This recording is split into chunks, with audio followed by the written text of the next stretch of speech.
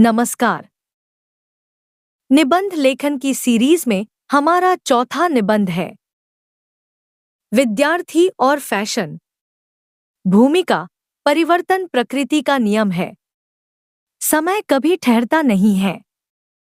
नवीनता सभी को प्रिय लगती है। पुरानी वस्तुओं के प्रति सभी के भीतर उकताहट भर जाती है। आज सुंदर दिखाई देने वाले फूल कल मुरझा जाने पर सुंदर नहीं दिखाई पड़ेंगे। नई कलियां नए पुष्पों के रूप में पल्लवित होकर उनका स्थान ले लेंगी। उपवन की शोभा नित्य नए पुष्प में है। इसी प्रकार प्रकृति की गोद में पलने वाला मनुष्य नवीनता की प्राप्ति में आनंद उठाता है। आज हम प्राचीन काल के रहन-सहन, वस्त्राभूषण पर दृष्टिपात करें तो मालूम पड़ेगा कि नवीनता की प्राप्ति के प्रयास में हम कहां से कहां चले गए हैं। इस नवीनता को हमने फैशन का नाम दिया है। सामान्यतया शरीर पर धारण की जाने वाली वस्तुएं फैशन के अंतर्गत आती हैं। फैशन अर्थ एवं प्रकृति रहन-सहन और वेशभूषा में नयापन का दूसरा नाम फैशन है। फैशन जो भी चलता है वह थोड़े ही दिन रहता है। उसके प्रति रुझान घटते ही उसका स्थान नया फैशन ले लेता है। फैशन का चलन प्रमुख रूप से युवाओं में होता है।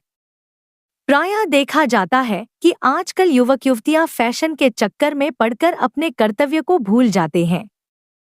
स्वयं को सुंदर दिखाने की प्रतिस्पर्धा फैशन को जन्म देती है। आज फैशन को सभी लोग समान दृष्टि से नहीं देखते। समाज के एक वर्ग का मानना है कि फैशन तो प्राचीन काल से ही चलन में है। इतिहास के पन्ने और अजायब घर में पाए जाने वाली वस्तुएं इस बात के साक्षी हैं कि उस समय की स्त्रियां किस प्रकार के गहने और शारीरिक साज सज्जा हेतु आवश्यक वस्तुओं का प्रयोग करती थी। हमारे बुजुर्ग भी फैशन किया करते थे। फिर आजकल फैशन के प्रति लोग नाक-भौं क्यों सिकोड़ते हैं? इसका सामान्य सा कारण यह है कि आजकल के युवक युवतियां फैशन के चक्कर में पड़कर अपनी गरिमा तथा मर्यादा भूल गए हैं।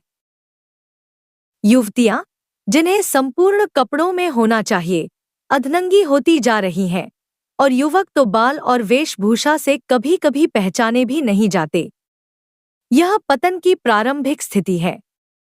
इसका प्रभाव आने वाली पीढ़ी पर पड़े बिना नहीं रह सकता। फैशन और अपराध फैशन व्यक्ति के आर्थिक बजट को लील जाता है। उसके प्रति समर्पित निम्न श्रेणी के लोग सिर पर कर्ज भी ले लेते हैं। ऐसे में अपनी फैशन परस्ती को बनाए रखने हेतु असीमित खर्च उन्हें अपराध कर धन प्राप्ति हेतु उकसाते हैं। ऐसी सभी बातें होने पर समाज के गणमान्य व्यक्ति फैशन को अपराध बढ़ाने वाले घटक के रूप में देखते हैं। कारण स्पष्ट है कि जिस फैशन को समाज का उच्च वर्ग अपनी संपन्नता के आधार पर सुविधापूर्वक अपना सकता है, उसी की नकल करने वाला समाज का निम्न वर्ग एक अजीब से भांडेपन का सहारा लेकर उसे अपराध से जोड़ देता है। फैशन और विद्यार्थी समाज का ऐसा वर्ग होता है जिस पर संपूर्ण देश की दृष्टि लगी होती है। समाज विद्यार्थी को ज्ञान और गुणों से सुशोभित होते देखने की अपेक्षा रखता है, न कि फैशन परस्ती में रहकर समय बर्बाद करने की। पढ़ाई पर खर्च किया जाने वाला धन और समय इतना अधिक होता है कि यह मान लिया जाता है कि सर्वगुण संपन्न बने बिना इस खर्च को नहीं वसूला जा सकता। तब विद्यार्थी का फैशन प्रस्त होना उसके अभिभावकों व उसके प्रति ऊंची अपेक्षा रखने वालों के प्रति न्याय नहीं होता। आज कोई भी फैशन नया चले, वह सबसे पहले विद्यार्थियों में दिखाई देगा। विद्यार्थी जो संस्कृति का पोषक होना चाहिए, फैशन प्रस्त होकर संस्कृति से ही दूर रहने का प्रयास करता प्रतीत होता है। उपसंहार फैशन के कुछ लाभ भी हैं। इससे कुरूप अपनी कुरूपता को छिपाने में समर्थ होता है। असुंदर को सुंदर बनाने वाला घटक फैशन ही तो है।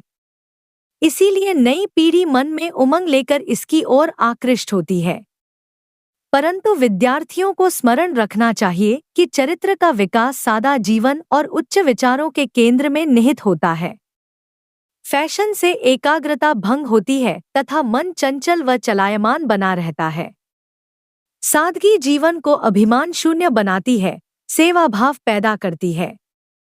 सौंदर्य को उभारने वाली क्रियाएं अहंकार और उछापन लाकर इंद्रियों में असंतुलन पैदा करती हैं।